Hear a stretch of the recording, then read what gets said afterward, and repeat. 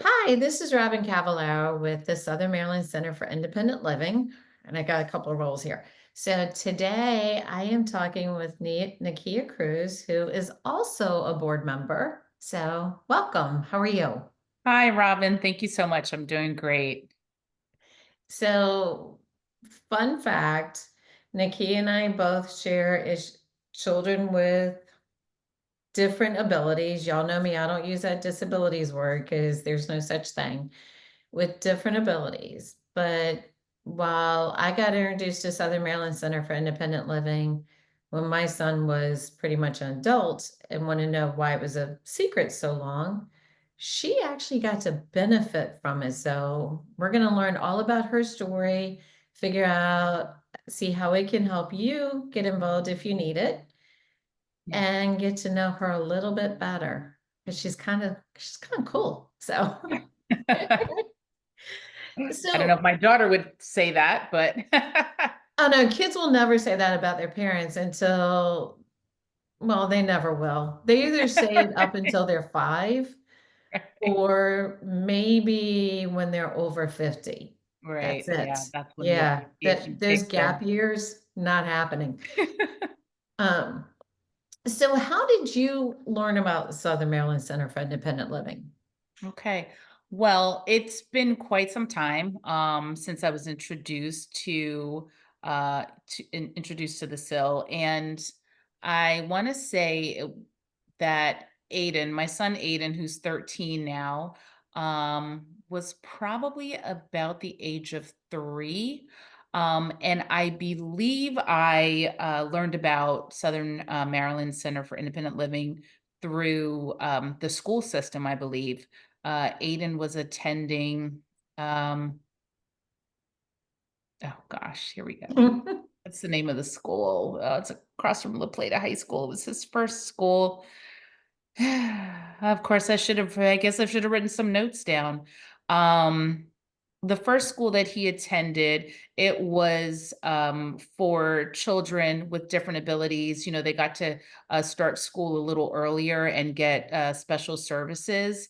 So Aiden was a recipient of those services, and they have a parent center. And at the Gwynn Center, the Gwen Center is where Aiden was attending, and Okay. so they had a parent center and different information. Um, and I believe there was like every year there is a conference that the Parent Center hosts, and there are different vendors from the community. And Southern Maryland Center for Independent Living was one of those communities. I believe that is how I found out about them, by attending that conference and putting my name on a mailing list, and receiving emails from that point on. That's pretty cool because, like I said, in the autism world, I hadn't heard about it, so that's why I want to get involved to bring more awareness to it. So, when your son was 3, you said he needed a walker. How complicated was that to be able to get one?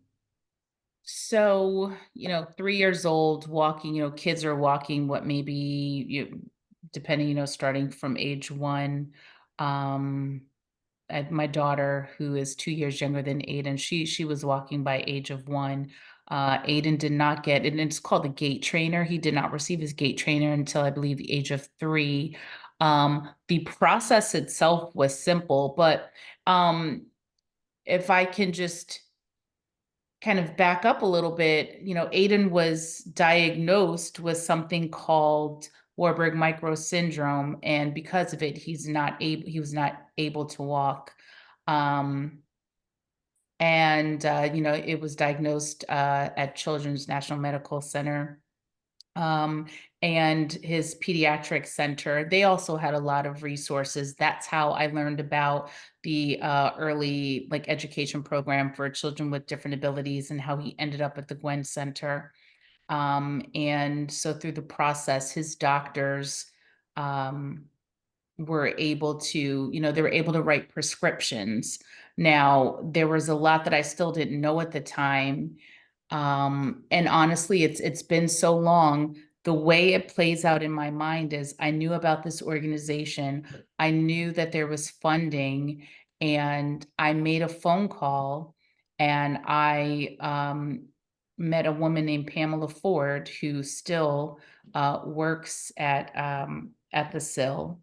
And I told her my need, and she said, "Hold on, let me get some information.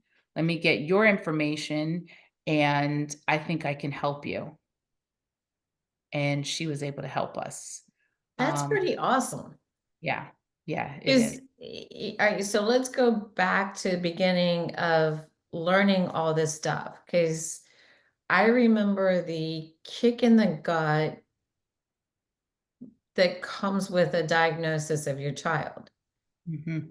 Yeah, and the harsh reality that you're facing that all of a sudden all these dreams and illusions you yeah, had of how your child's life is going to play out mm, suddenly go through a shredder and you're dealing with the most intense grief.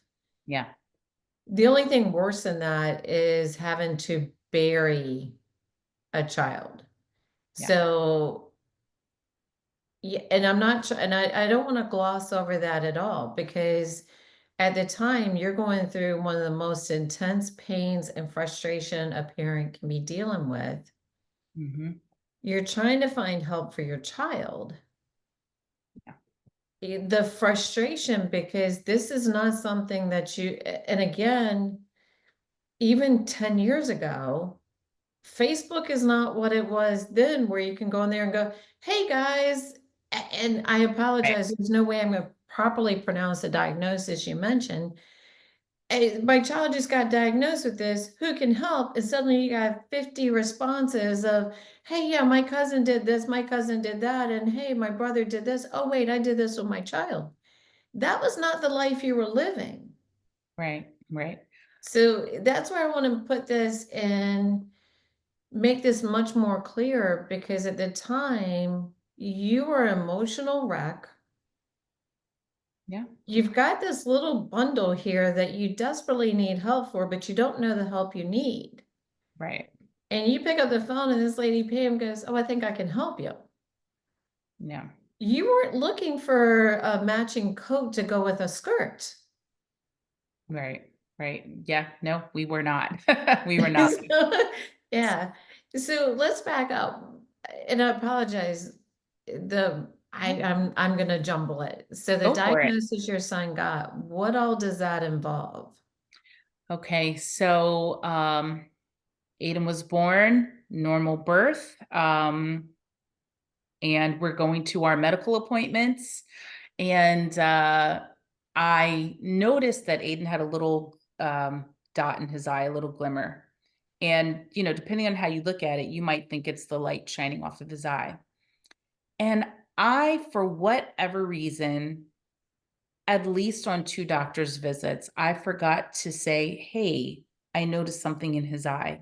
And you assume that when you go to the medical professional, they're checking, especially a newborn, they're looking Yes. at certain, Yeah. we wanna make sure that certain things are hitting a certain mark. Well, it pains me. It clearly, I'm not sure at what point I noticed it, but I did forget to mention it. And finally, Aiden was almost 3 months old. I don't remember when I first noticed it, but he was almost 3 months old. And I said, "Hey, what about this?" And they looked, and she said, "I thought that was the light. I need you to go to see the ophthalmologist tomorrow." I had to pack Aiden up, drive, over an hour. We ended up missing the appointment. It was very stressful. And we missed the appointment, and they said, "Come in on Monday." Brought Aiden in on Monday. The doctor checked him out and said, "He has cataract. That's a cataract."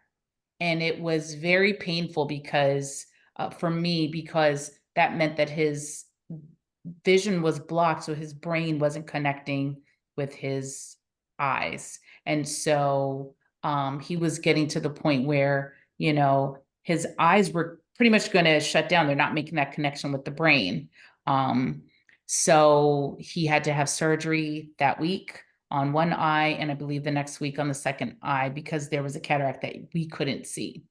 And so, right, you're going through, I'm thinking, oh my gosh, my son has cataracts. He has to have this surgery, not knowing that that was a precursor for this diagnosis. And medicine has come so far, even in the first year and a half of his life. The human genome hadn't been mapped. So if we wanted to get testing, we would have to either have his work done at a lab in Spain, and I think there were two in Germany. You could test one gene, and if that wasn't the right one, you were, still searching. They said, why don't we wait? Because the genome is being mapped, and within 2 years, it should be done, and we can then get him tested for everything at one time. It took maybe 6 months. Got him, Wow. yep, got him tested and found out 6 months later. So Aiden was a year and a half when we got the diagnosis. So, um, It, and again, I cannot imagine as a parent you sitting there for 6 months knowing there's something wrong with your child yeah. and not being able to get someone to give you answers and being told, oh, just wait, it'll be okay. Give it 2 years. Well, You know, what I'm it's I'll be like, "Oh, no, no, no, homie, that we don't play that game." well, No. what I will say is what they told us was based on his symptoms, um, regardless of the diagnosis, they would his symptoms were similar to someone with like muscular dystrophy or cerebral palsy. So they said that we can still treat the symptoms. Um, but of course, knowing the cause, there are so many other things that might come along. Cerebral palsy, muscular dystrophy, Warburg micro syndrome, they're not the same thing. But a lot of the symptoms are similar. But yeah, we waited, and we were able to through the county get some services. So we did um, get a representative through the human health services department. So we got an advocate. And through the school system, well, the doctor got us in touch with the early development. I don't know what they're called, I'm sorry for that. But they were able to, come to our house and work with him with his eyesight, mobility, and then he started going to the Gwynn Center, like I mentioned. But I will say there is no roadmap. So when you're a parent and you're working and you are trying to assist your child and advocate for your child, you have to be the advocate. You cannot expect Mhm. someone else to advocate on your behalf. You have to ask questions, you have to make phone calls, you have to be curious. You mentioned your son who has cerebral palsy and Well, no, it's excuse me, autism. Yeah. autism, I'm sorry. You're fine. And I met a parent who didn't know about the list funding. I don't, that's something that's another benefit, but her child was, a teenager, and she didn't know about this particular grant. And the fact of the matter is there is no roadmap. All of the information is not in one place. And the reason for us coming here today is to help spread the word about Southern Maryland Center for Independent Living and the services that they, provide, or just to get the word out there that I'm someone who has benefited from them, and you might be someone that might need their services as well. Yeah. So. So how long did he have and I mean, for lack of better terms, walker? I know you said it was like a gait. So the gate trainer, which was it was so awesome. The gate trainer he probably had for about 2 years. And I didn't, I wasn't sure if I should have sent a picture or something, and maybe we can get a picture online, but Yeah. um the gate trainer he had for maybe 2 to 3 years, because they, as you grow, you can modify the equipment and it can kind of grow with you. But he was able to walk throughout our house. And Awesome. mobile, so he had a feeling of independence, before he would just have to sit in a chair, and or we'd have to carry him. And even though he had different abilities, he's still at that curious stage, and he wanted to move around. So it was really awesome to see him being able to walk and stand, be at the same height as maybe a peer. And because he was so small and the gate trainer was very mobile, we could take it with us. He could take it to school. I had a picture of his teacher helping him put an ornament on the Christmas tree, and he's in his gate trainer. He was able to walk the hallway of the Gwen Center. That was part of his therapy. So it was something that empowered him to be mobile. It was a piece of equipment that helped him to strengthen. He got to, push off on his feet and strengthen, which is, very important and a part of physical therapy. And he, got to walk around the school, and the teachers would wave at him and that kind of thing. So, and those pieces of equipment, unfortunately, they cost thousands of dollars. Um, whether you're using insurance or personal pay, they cost money. And, for whatever reason, equipment for our community, it's not cheap. So, So how much does Southern Maryland Center for Independent Living charge you to use that? oh, they didn't charge me anything. They didn't charge me anything, and we didn't use it. It was ours. Oh, Yeah, it was completely free. Now, for us, like I said, I called and I explained our need, and I want to say, I can't say that everything is free. And I was a parent then. I didn't, this was all new to me. But apparently there was some funding, and because of the amount, they were able to provide that to us free of charge, and pretty much gift our family with that piece of equipment.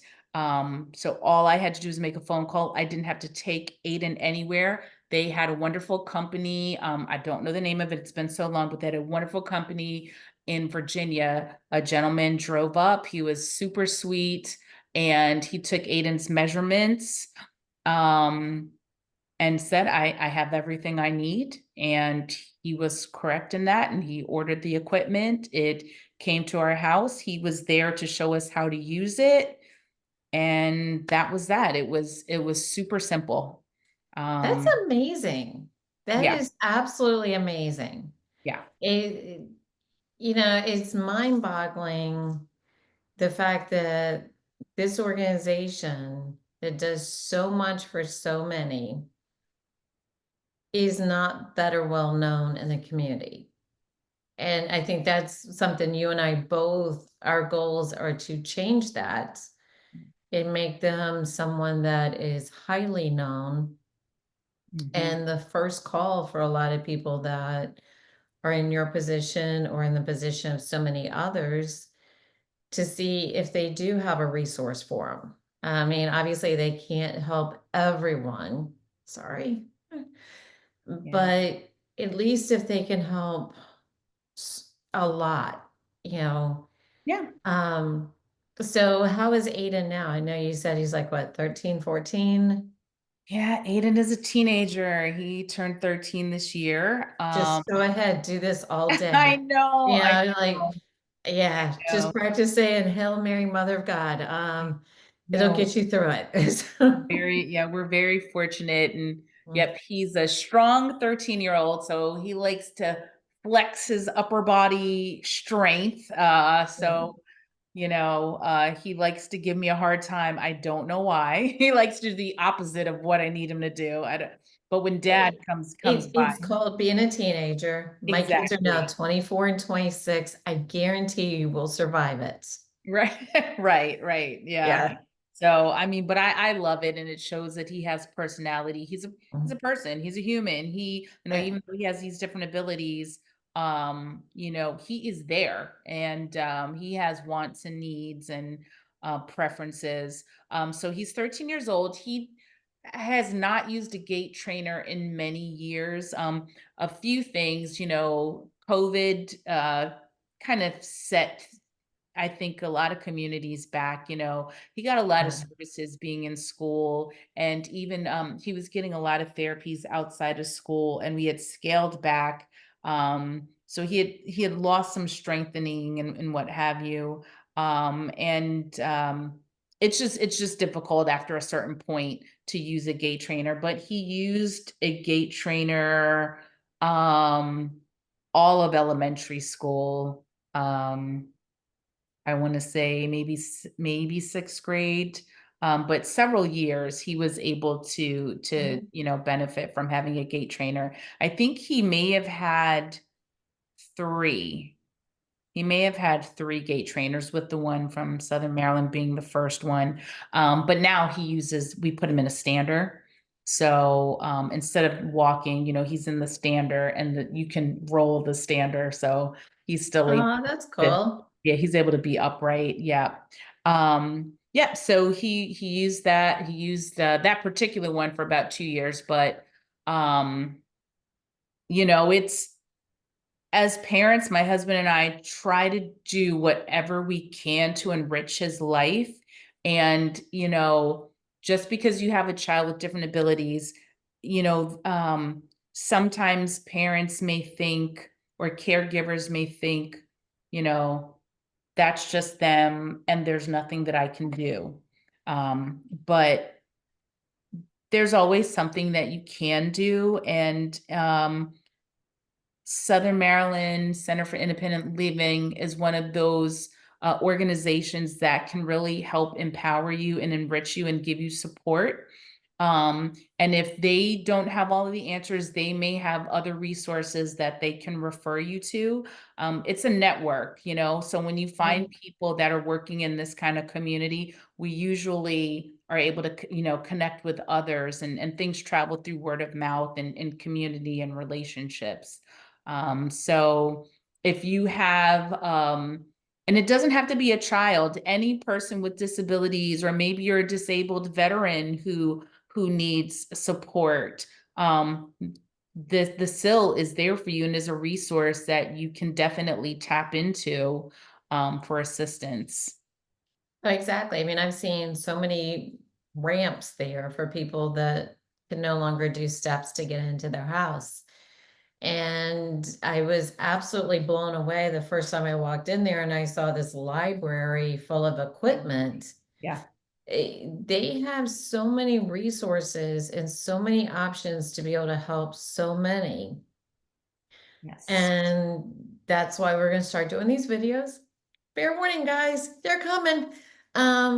Is that we want to talk to people who have benefited from the services and make it real, make the stories real, share your experience and the positivity that came out of it. I mean, basically, they helped give Aiden freedom and independence and, for lack of better terms, a life Yeah. during a very critical time in his life. And Yeah. that probably completely changed his mindset, the outcome, gave you Yeah. comfort to be able to do things with your child that you wouldn't be able to do with him otherwise. Oh, yeah. Um, and I'm a big believer that, okay, everybody has limitations in some way, shape, or form. Okay. I Yeah. still can't fly without, an airplane. I wish I could. But, I, with what we went through with my child, that's completely different than what you went through without your child. And by having a army of resources available to you can make the biggest difference in the quality of your life as a parent and the quality of your child's life. My only frustration is these resources should not have to be a secret. They Right. should be so well known that when you go to the doctor's office and they say, here's your diagnosis, by the way, here's all the resources that are available to you in your county and from the state. Yeah. But they don't do that. Um, and they should. You Because I know, think if they did, a lot of frustration for parents would be diminished.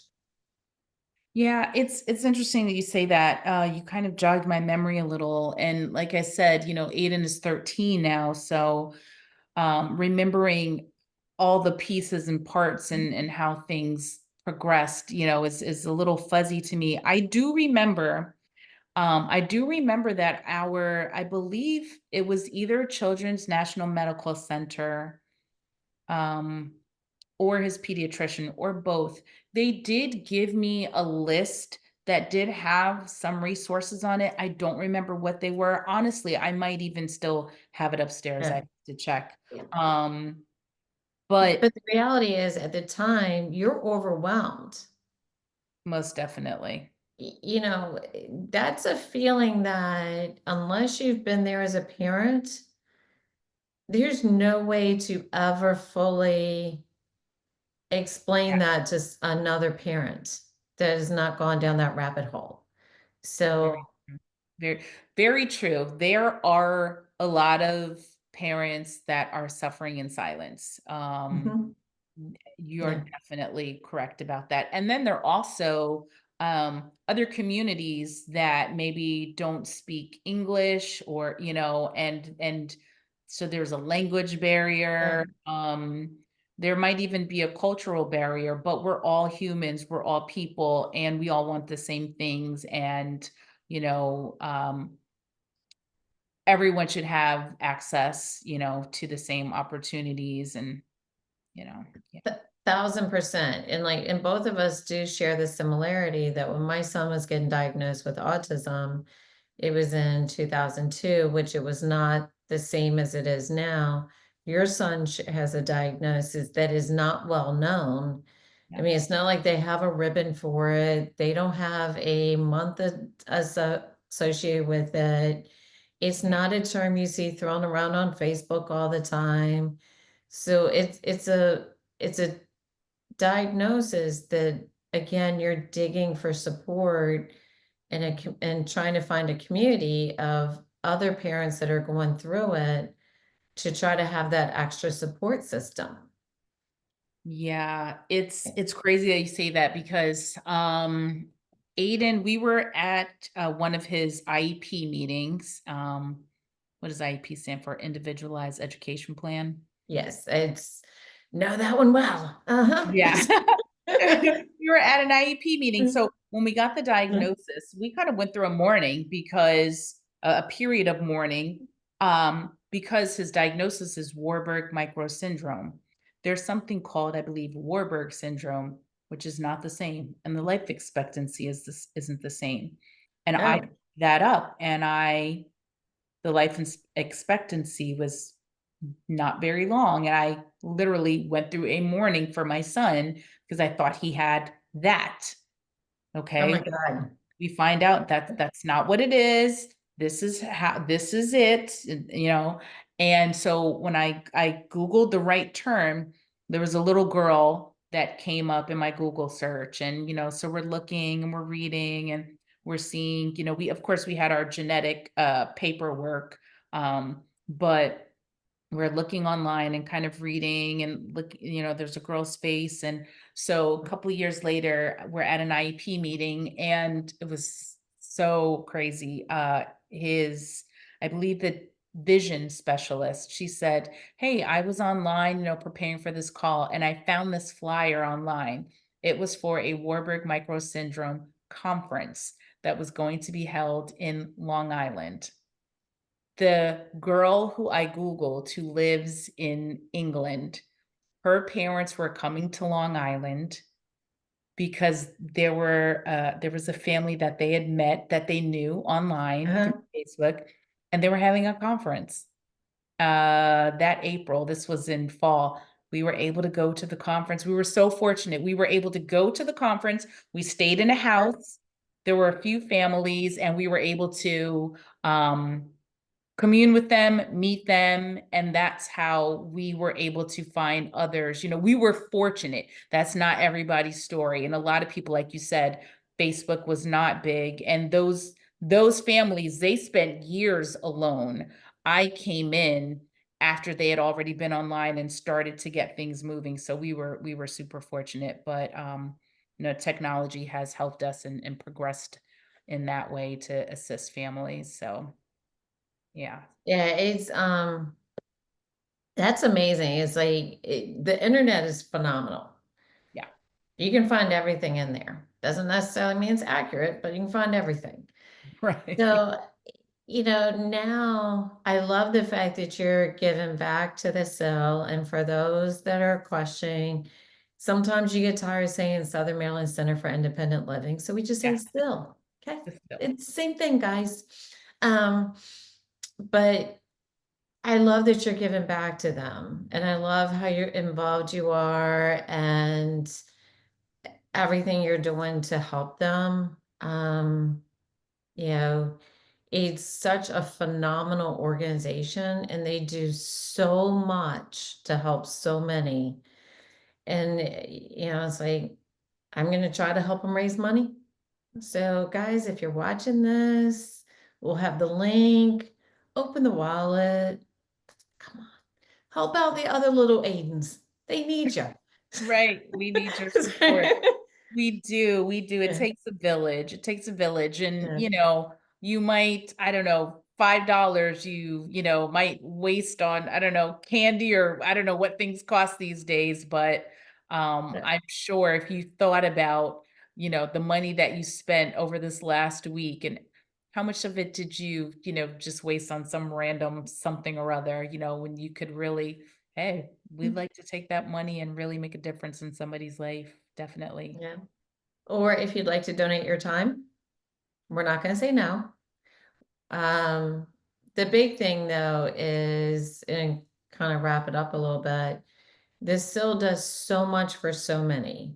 There are a lot of Aidens out there. There are a lot of other people that we're going to be introducing you to that need your help.